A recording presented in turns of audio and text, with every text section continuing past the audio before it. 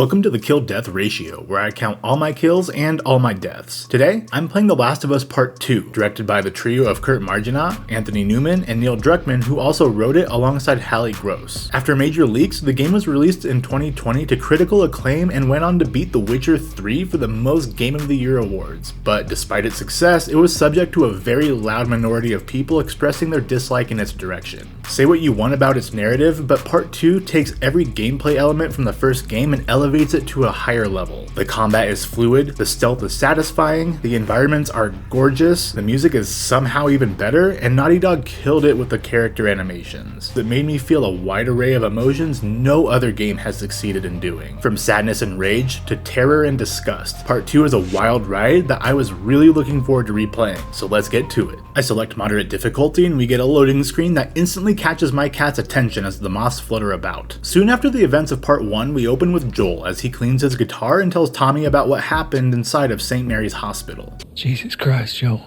I appreciate this scene because Tommy's reaction is similar to the players when that whole sequence goes down. It's a moral conundrum that weighs heavy on him, but he also understands Joel's decision making here. Those two get back to Jackson after a patrol and we watch Joel, now in full dad mode, awkwardly chatting with Ellie. Oh shoot, I forgot it. Something about a clock.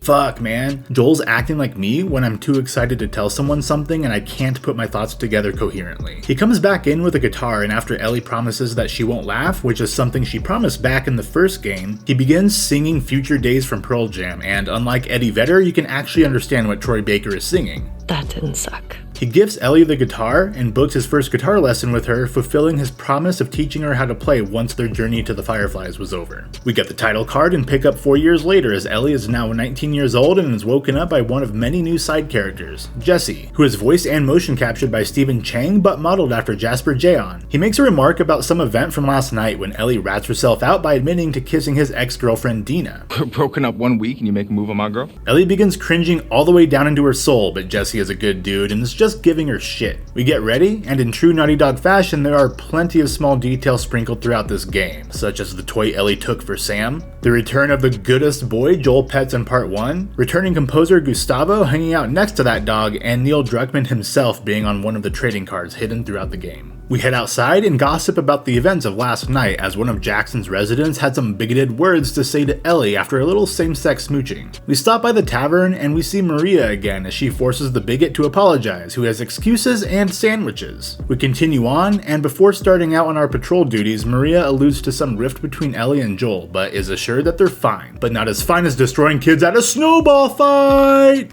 You wanna fuck him up? Yeah, I do. We pelt these little shits with snowballs, then move to the stables to grab our horses and guns. We cut to a different group of unfamiliars just outside of Jackson. The guy went swimming in booger sugar and wants to show the woman where, so we follow him outside and after a short hike we skirt around a small lip that would send us tumbling far down the mountain. The woman expresses her fear of heights and after slipping we find out her name is Abby. She gains her composure thanks to Owen and we move out into a clearing overlooking the city. They discuss plans to find an unnamed man and after a disagreement of her proposed methods and some news of another pregnant character, we see Abby get all angry. Owen goes back to the cabin and Abby continues onward as a snowstorm begins to move in until we happen upon some frozen infected and get grabbed by a lonely runner sleeping in the pillowy soft snow. Ooh, that looks comfy. We take a tumble and are introduced to the new fighting mechanics that make the melee combat in this game so satisfying when done well. I gain the first 4 kills of the game as Abby using my big ass muscles. Soon after that, I cap this one right in its dome while crawling under this house and bump the kill total into double digits before locating some horse tracks. We transition to Ellie and Dina beginning their patrol. Naughty Dog continues adding interesting conversations between the characters that adds so much to the overall story and enables the player to grow attached to them. I think we should go out like Eugene. From a stroke?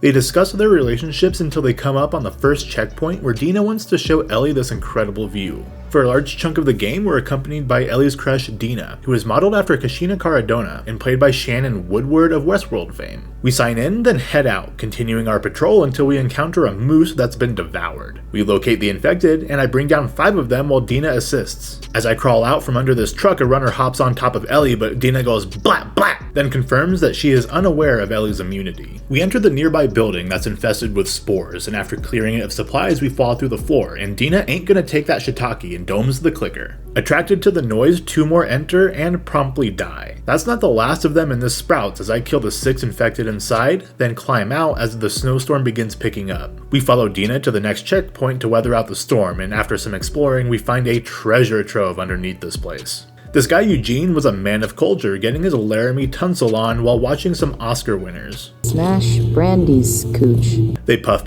pass and rate the other's kiss from the night before, and after a subpar score, Ellie goes for it, when we cut back to Abby following the horse tracks. We encounter some infected, but it's a lot more than that as an entire horde begins their pursuit. Eventually, one catches up and lands on top of Abby, and with perfect timing, Joel shoots it in the head and has Abby accompany him and Tommy to escape the horde together. Abby is no slouch here and kills 16 infected before letting Joel and Tommy know her group is residing in a nearby cabin and offers to take them there to hide out. We flip back to Ellie and Dina as they trade scar stories. Ellie tells Dina the truth, but she doesn't believe it. Before round 2 can start, Jesse comes downstairs in a panic, announcing Tommy and Joel never showed up to meet him. Concerned, we grab our things to go find them, then cut over to the trio on horseback as they reach their destination and the horde is taken care of. We go inside while Joel and Tommy meet their new friends. When Joel gets a sneaking suspicion, they know who they are. Abby is a terrible host and sends Joel's knee into oblivion as her friends knock Tommy out. Joel being stuck in a helpless situation takes back the very little control he has. Why don't you say whatever speech you got rehearsed? Get this over with. But Abby is pissed, and after some judgy looks from a couple of her friends, she grabs a golf club and starts swinging. We take control of Ellie again as she approaches the cabin. We go inside and we can hear some muffled screaming coming from the bottom floor. Ellie enters, seeing a bloodied up Joel, then gets jumped by the others and pinned to the ground. Ellie begs for them to spare Joel, but all she can do is watch as Abby brings the golf club down in a final blow, caving Joel's skull in. One of them spits on his body while Ellie repeats her intent to kill them. She's knocked out and sometime later woken up by Dina to the horrific sight of Joel's mangled corpse. We fast forward a bit when Tommy shows up at Ellie's door, both completely distraught, and tries to convince Ellie not to leave. They saw Washington Liberation Front patches on their coats and suspect they may be from Seattle, and if they send a large group after them, they leave Jackson vulnerable. He asks Ellie to wait just 1 day so he can try to make the operation viable, so she agrees before they embrace. The next day, she mourns at Joel's grave before heading to his house to pick some things up. This whole sequence is downright depressing as you pick up various mementos around his now empty house, trying to come to grips with his death. We pick up the watch Sarah gifted him on Outbreak Day and his revolver, then go downstairs to come face to face with Maria, who we expect to stop us from leaving. It's the opposite though, as she begins reading a note from Tommy stating he's going to Seattle to pursue Joel's killers.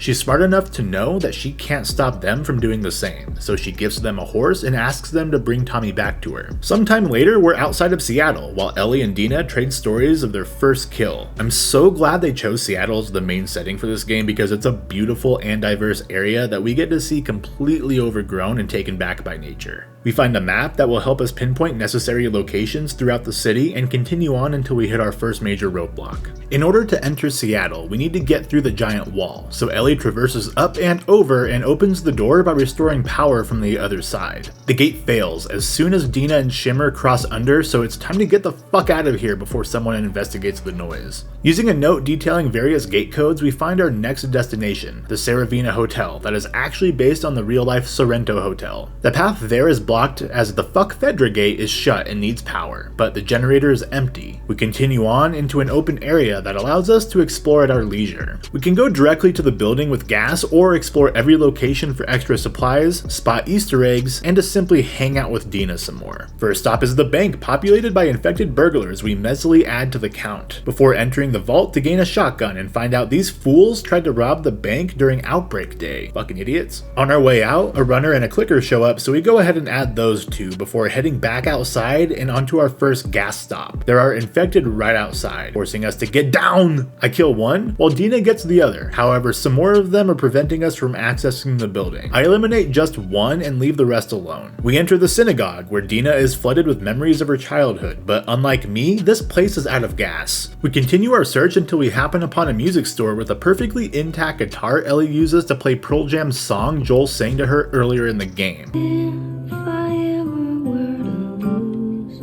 Excuse me while I go curl up in a corner and cry. Then Dina comes in and Ellie sings Aha's Take on Me while Dina listens. Hey Ellie, I think she likes you. Eventually we leave, and just down the street is a coffee shop where these two talk shit about the delicious dirty bean water. I never got it.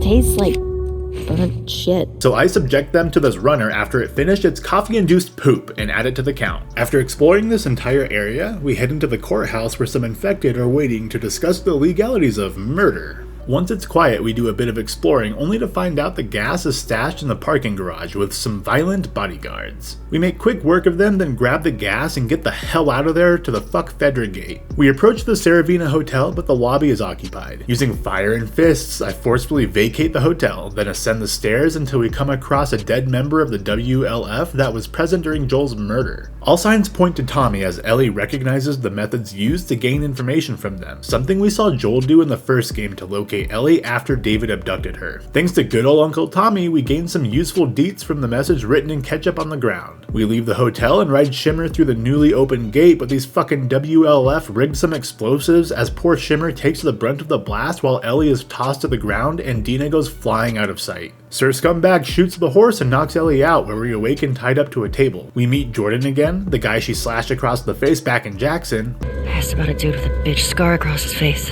Ellie, you have no idea how funny that comment is because there's a lot more facial scars in Seattle than you think. Jordan questions Ellie when the equestrian killer comes in saying their leader Isaac ordered Ellie's death, but Jordan has other ideas and wants to gain information from her. Their back and forth buys time, and right before he pulls the trigger, Dina shoots him dead from up above. She's not that smooth as she falls through the glass and onto her back. Ellie's not about to watch another loved one die and saws through her bindings, allowing me to rush Jordan from behind and using a QTE stab him in the neck and become the first member of Abby's group to die at the hands of Ellie. We quickly search his body for clues, but more wolves rush in spraying bullets, forcing us to shoot our way out of there, killing 12 in the process. More WLF show up, so it's time to hoof it, and once we're far enough away, our two badasses examine the note and photo we took off Jordan's body. She's one of them. Well, fuck her then.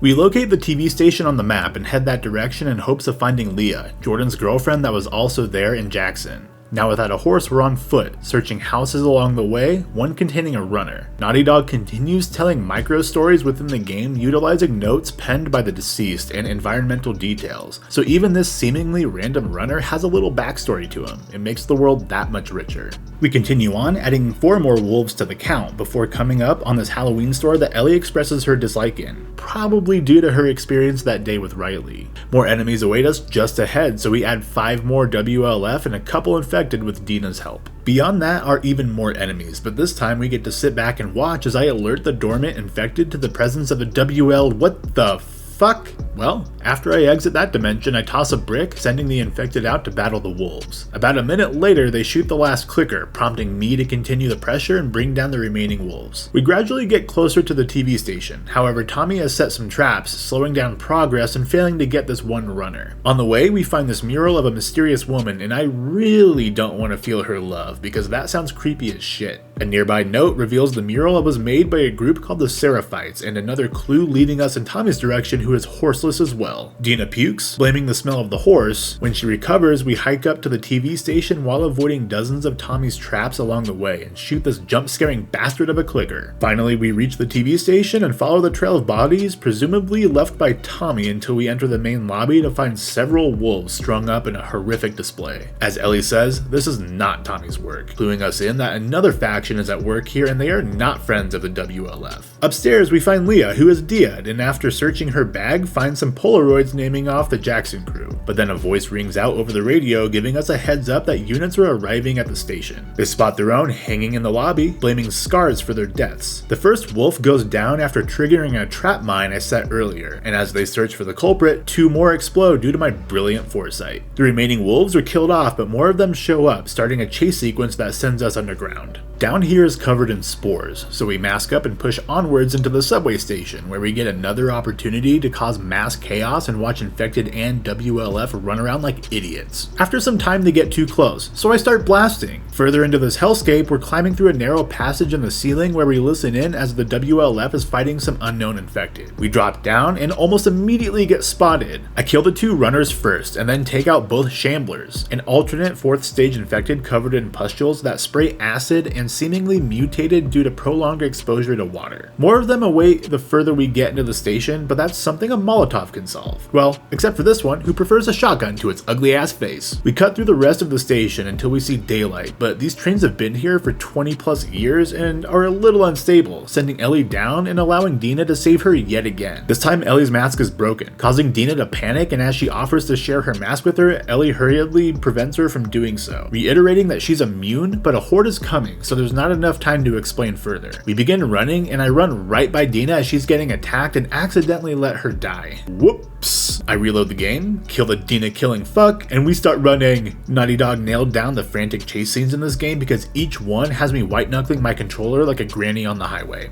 We narrowly escape and find the dopest hideout to hang out in for the night. This allows Ellie the chance to elaborate more, but Dina has a surprise of her own. I think I'm pregnant. Wait, is it mine? Don't worry, it's not yours. Okay, tight. This development poses some problems, and after a pretty fucked up comment because Dina has saved Ellie's life a handful of times already, they part ways while Ellie searches the theater and Dina takes a much needed nap. We find another guitar, but Ellie is big sad and doesn't want to play. So instead we rewind 3 years as we watch Ellie practicing guitar and we see Joel again. This entire sequence is so bittersweet because it's the first time seeing Joel after his brutal murder, and we watch him being a father to a younger Ellie. She can now swim thanks to Joel, which is necessary to reach a birthday surprise he wants to give to Ellie. She tries to guess what the surprise is, listing off a bunch of different things until we finally see it. We find ourselves in a museum where we see a bunch of different dinosaurs. Oh, wait. One of the dinosaurs is here. Joel, it's for you. We go upstairs to find the space exhibit, making Ellie even more excited for her gift. But the best part is yet to come as we climb into a capsule and Joel has Ellie listen to a recording of a shuttle launch in a scene reminiscent of Ellie playing The Turning in Left Behind. She comes back down to Earth with the biggest smile, and in a stark contrast to where their relationship began back in Boston, this exchange is filled with love. They exit the capsule and Joel does his best Will Smith impression, Welcome to Earth, before they continue looking around the museum. We split up and things take a dark turn as we find a series of disturbing writings on the wall. Luckily for us, no one is here except this skeleton and a wild boar that gives us a little scare. We begin day 2 as Ellie wakes up in the theater and goes looking for Dina. We barge in on Dina spilling her stomach contents, but while Ellie slept, she fixed the radio and found some details to help us begin our plan for day 2. We hear that a lone male trespasser has caused WLF casualties in the Hillcrest neighborhood. We leave Dina behind, but she gives us a good luck bracelet to accompany Ellie's moth and fern tattoo that covers up the chemical burn she gave herself to hide that bite mark. Her tattoo was designed by Natalie Hall, a California-based artist who was invited by Naughty Dog to the studio to help design it. We start day 2, which is my favorite portion of Ellie's journey because Hillcrest is one of the most fun environments to explore and fight in. After about 10 minutes of wandering around and gathering supplies, we encounter a new enemy type, the dog. Look,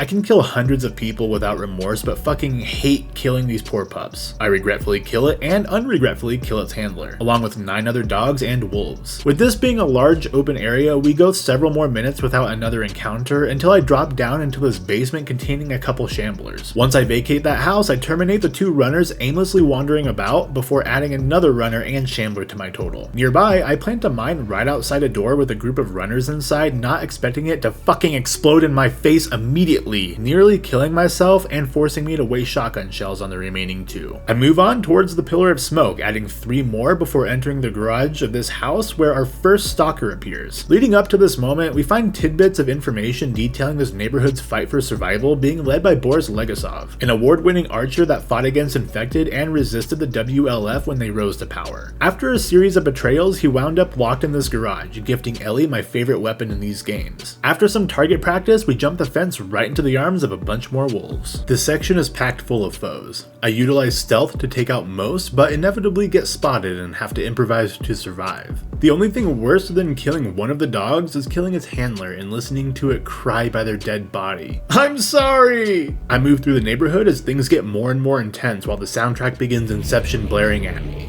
I nearly die here, but headshot both these guys, and in another detail that adds life to the game, occasionally enemies will shout their dead comrades' names. It's a small detail, but adds some weight to my actions knowing I killed Mark or Lisa instead of some nameless schmuck. After clearing out the basement, we get a brief break from killing, although the game doesn't make it seem that way as more WLF flood the area just outside of our path in their pursuit of the trespasser. Ellie drops down and gets snatched by Jesse? We take shelter in the house and hash out a plan to grab the truck right outside. I kill the 4 wolves with haste, and as Jesse tries starting the truck, I'm forced to start shooting. But even as we begin driving, more come after us. We're not finished yet because the noise attracts infected, killing the remaining wolves but also rushing at us. I only managed to kill one of the runners and the clicker chilling on the hood of our car. We land in a nearby body of water, concluding a 40-minute sequence of violence. Ellie leads Jesse back to the theater, much to the surprise of Dina. Her caring nature gives Ellie a bout of jealousy, and as she walks away, we jump back 2 years. Ellie is on patrol with Tommy outside of Jackson, where he teaches us how to shoot from long range using his sniper rifle. This section offers some essential lore to how hordes move. Well, when the barometric pressure reaches a certain temperature shit, I don't fucking know. I gain 14 kills and bump the total over 200. Once the killing is done, Tommy talks to Ellie about Joel, alluding to a divide in their relationship. We get back to the lookout, and Joel notices Ellie hasn't been keeping up with the maintenance on her guitar. So Tommy, being the sneaky little shit he is, says we should go check out a nearby music store. On the ride there, Joel tries his best to bond with Ellie, proving he is easing up on being overly protective while also taking part in her interests. The path to the music store is blocked, making us venture into this hotel to get there. We locate some infected inside and take them out, and as we quietly move between walls, a pipe loosens, making noise that attracts a goddamn motherfucking bloater that pulls Ellie out of the wall. Joel distracts it, leaving me to damage it and take out any runners that join the skirmish. But this bloater fight isn't a normal one, and doesn't end until it gets a hold of Ellie, so Joel can show off his newfound dad strength. We're about to exit the hotel when Ellie asks Joel why he pulled her out of Salt Lake City before she woke up. She never got proper closure and simply had to believe what Joel told her. This explains why there is a rift between the two, because Ellie needs that resolution and Joel's explanation just doesn't provide that. We cut back to present day to find out Nora, one of Abby's crew, is located at a hospital collecting supplies. Ellie dips out while Jesse is sleeping, leaving us to fight alone yet again. I kill a handful of infected, then do some exploring until I find another wolf slaughtered with "Feel Her Love" written in blood right by him. I'm not down to feel that love. Eventually, I climb into this apartment building, and inside a particular residence, I find a locked door. I find that pretty sus, so I lay a trap right in front, then go to the workbench by the kitchen when some wolves try jumping me. But instead, they trigger my trap and I brutally eliminate the other 3. I continue towards the hospital, entering this office building that is more populated than the ones now post-COVID. This game properly utilizes stalkers. They barely existed in part 1, making up only 16 of my kills in that game. This office building is poopy pants scary and allows me to add 12 of them and 1 clicker to the count. Upon our exit, the noise attracts a lot more of them, sending Ellie and a stalker hurtling to the water below. In a rule change, I'm gonna start adding enemies that require a QTE to kill because fuck it, let's increase those numbers. The water carries me to a small area underground where we get our first taste of stalkers being used as decor. Eventually, we climb out to ground level and into one of the most gorgeous areas of the game, albeit a little ominous. A whistle rings out, and it's here my wife jumped while watching me play as Ellie is suddenly shot by an arrow. That's our introduction to the Scars, otherwise known as the Seraphites, who have been at war with the WLF. I kill my attackers expeditiously and move forward into another clearing where we witness more Seraphites stringing a wolf up by their neck and gutting them. I attempt to end it with a Molotov, but only succeed in killing one, making me utilize other methods to take out the next 14 Scars. I have an unfair advantage, since I've played this game before, and despite my terrible memory, certain sections stand out, like this one. I plant a couple traps knowing full well what's coming out of that red door. This big Bubba Scar busts through, sending Ellie backwards, but my traps end his gigantic life, allowing me to kill the remaining 2 normal-sized guys in peace. Finally, I make it to the hospital and swim into a room with a lone wolf. She doesn't hear Ellie approach because she's distracted by Hotline Miami on her PSP. Hey, I really hate to interrupt your game. It looks like you're having so much fun, but can you perhaps educate me on the whereabouts of Nora? Whoa, what the fuck? Get wrecked. Yeah, agreed. Just beyond that is the entrance to the hospital, containing 15 wolves and 1 dog I add to my tally. After some exploring, I climb into a vent and quietly crawl over some wolves as they jam out to ice cubes. It was a good day. I ensure it's not as I isolate Nora in this small room. The sound will have every soldier come running. You'll still be dead. Nora refuses to give us Abby's location and instead fires back with some bullshit designed to piss Ellie off, which works and gives her the brief moment she needs to make her getaway. We chase Nora as more members of the WLF come to her aid, but their aim is garbage, so we continue on until we hit a dead end. Ellie notices the hole in the floor leads right into a spore zone, explaining Nora's hesitation. Acknowledging there isn't a way out, Ellie pulls Nora with her, exposing her to spores and buying herself some time as the WLF prepare to enter. Nora begins coughing like she's hitting the good shit, then runs as we take cover from the incoming wolves, but the infected are nearby too. My hiding place is trash as this guy spots me, but before I can shoot him, a clicker blindsides him and takes him out. I run off into the back room and bide my time as the other parties slaughter each other. The clickers kill most of them, but then turn their attention to me, leaving me to off the remaining wolf. I follow the faint sounds of Nora's coughing, who makes a desperate attempt at defending herself. She realizes who Ellie is and refuses to give her any details. Ashley Johnson reprises her role as Ellie and does a fantastic job portraying a young woman experiencing trauma and discovering just how far she can go to get revenge. Nora makes things much worse by bringing up Joel again while continuing to keep Abby's location to herself. In a game that has Ellie doing all kinds of horrific things, this is up there as she slowly beats Nora to death. We pick up with Ellie outside the theater, covered in blood and shaking, looking visibly distraught after succeeding in obtaining Abby's position. I made her talk. She breaks down and Dina comforts her when we jump back 2 years. We see Ellie in Salt Lake City exploring St. Mary's Hospital. There are notes and pictures littered about showing scans of her brain with optimism that a cure can finally be procured. We walk into the operation room, still stained with the doctor's blood, and a nearby duffel bag contains a tape recorder that provides all the details Ellie needs to know for certain that Joel lied to her. Ellie continuously rewinds and re-listens when Joel rides in on a horse, but Ellie pushes him away and demands he tells her the truth. You lie to me one more time, I'm gone.